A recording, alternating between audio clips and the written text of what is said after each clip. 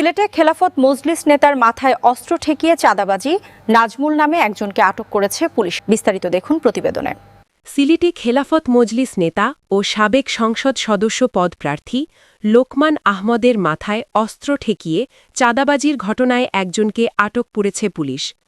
আটককৃত নাজমুল ইসলাম মহানগরীর শোভানীঘাট এলাকার লতিফিয়া আবাসিক এলাকার মৃত আব্দুস শহীদের পুত্র। রবিবার তাকে আদালতের মাধ্যমে জেলা হাজতে প্রেরণ করা হয়েছে। মামলা ও পুলিশ সূত্রে জানা গেছে, কাতার প্রবাসী খেলাফত মজলিস নেতা লোকমান আহমদ মৌলভীবাজার ১ বড়লেখা ও জুড়ি আসনের সাবেক সংসদ সদস্য পদ প্রার্থী ছিলেন। অভিযুক্ত নাজমুল ইসলাম সম্পর্কে তার আত্মীয়, সম্বন্ধীকের মেয়ের জামাই।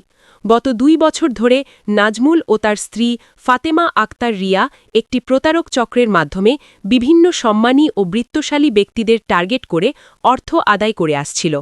বিবাদী নাজমুল গত মে ২০২৫ থেকে লোকমান আহমদের কাছে ১০ লাখ টাকা চাঁদা দাবি করে আসছিল।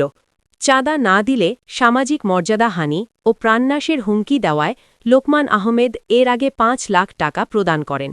বাকি ৫ লাখ টাকার জন্য পুনরায় চাপ দিলে গত ১৫ জুলাই লোকমান আহমেদ দেশে ফেরেন।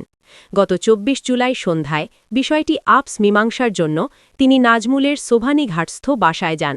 সেখানে নাজমুল সহ অজ্ঞাতনামা সহযোগীরা তাকে অবৈধভাবে আটকে রেখে মাথায় অস্ত্র ঠেকিয়ে অবশিষ্ট ৫ লাখ টাকা দাবি করে। প্রাণ রক্ষার্থে লোকমান আহমেদ তার স্ত্রীর মাধ্যমে ৪ লাখ টাকা ওই বাসায় পৌঁছালে অপহরণকারীরা তাকে ছেড়ে দেয়। এ ঘটনায় অভিযুক্ত অন্যান্য আসামিরা হলেন ফাতেমা আক্তার রিয়া, জাহিদুল ইসলাম, আব্দুস সালাম এবং অজ্ঞাতনামা আরও ২-৩ জন। কোতোয়ালি মডেল থানার ভারপ্রাপ্ত কর্মকর্তা ওসি খান মোহাম্মদ মাইনুল জাকির ঘটনার সত্যতা নিশ্চিত করে জানান, মূল অভিযুক্ত নাজমুল ইসলামকে গ্রেফতার করে আদালতের মাধ্যমে কারাগারে পাঠানো হয়েছে। চক্রের বাকি সদস্যদের ধরতে পুলিশের অভিযান অব্যাহত রয়েছে।